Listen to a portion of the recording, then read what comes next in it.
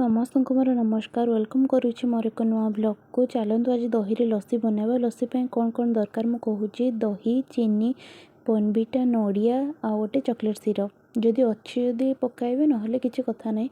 ପ୍ରଥମେ ମୁଁ ନଡ଼ିଆକୁ କରି ନେଇଛି। କରି ସାରିଲା ପରେ ଗ୍ରାଇଣ୍ଡରରେ ମୁଁ 2 କପ୍ ଦହି ଆଡ଼୍ କରିଛି। 2 କପ୍ ଦହି ସହିତ 1 କପ୍ ପାଣି ଆଡ଼୍ କରିବେ। ଆପଣ ଯେତିକି ବି ଦହି ଅନୁସାରେ ନେଇଥିବେ ସେଇ ଅନୁସାରେ ସେଥିରେ ଚିନି ଆଡ଼୍ କରିବେ, ଆପଣ ଯେତିକି ମିଠା ଚାହାନ୍ତି।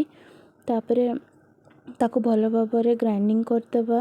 ଗ୍ରାଇଣ୍ଡିଙ୍ଗ କରିସାରିଲା ପରେ ଦେଖନ୍ତୁ ମୋର ଏବେ ଦହି ଲସି ପ୍ରସ୍ତୁତ ହେଇଗଲା। ଦହି ଲସି ପ୍ରସ୍ତୁତ ହେଇସାରିଲା 2ଟା ଗ୍ଲାସ୍ରେ ମୁଁ କିଛି ଆଇସ୍ ନେଇଛି। ଆଇସ୍ ଯେହେତୁ ଟିକେ ମିଠା ଲାଗିବ, ଆଇସ୍ ନେଇଛି। ଆଇସ୍ ଉପରେ ମୁଁ ସେଇ ଯେଉଁ ଦହିକୁ ଏବେ ଆଡ଼୍ କରିଦେଲି। ଆଡ଼୍ କରିସାରିଲା ପରେ ମୁଁ ଯେଉଁ କୋରା ହେଇଥିବା ନଡ଼ିଆ କୋରାକୁ ମୁଁ ତା ଉପରେ କିଛି ଆଡ଼୍ କରୁଛି। ଅଧିକ ନଡ଼ିଆ କୋରା ଦେବେ, ଟେଷ୍ଟି ଲାଗିବ। ନଡ଼ିଆ କୋରା ଦେଇସାରିଲା ପରେ ମୁଁ ସେଥିରେ କିଛି ବୋର୍ଣ୍ଣଭିଟାକୁ ଆଡ଼୍ କରିଛି।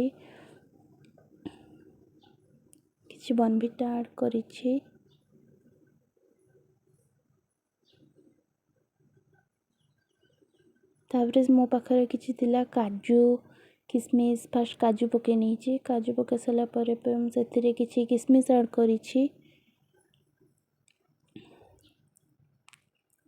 ଯେହେତୁ ମୋ ପାଖରେ ଅଧିକ କିଛି ନଥିଲା ଜିନିଷ, ସେଥିଲାଗି ମୁଁ ଏତିକିରେ ଆଡ଼ଜଷ୍ଟ କରିଛି। ତାପରେ ମୋ ପାଖରେ ଥିଲା ଚେରି ଆଡ଼୍ କରିଛି ତା ଉପରେ।